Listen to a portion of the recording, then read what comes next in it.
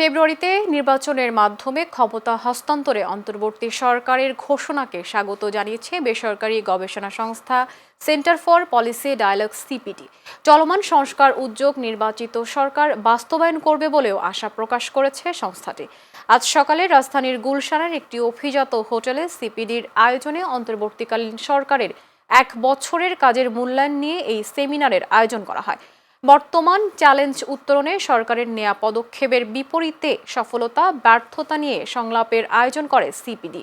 এ সময় সিপিডি নির্বাহী পরিচালক ডক্টর ফাহমিদা খাতুনের সভাপতিত্বে প্রধান অতিথি ছিলেন শ্রম ও কর্মসংস্থান উপদেষ্টা এম সাখাওয়াত হোসেন।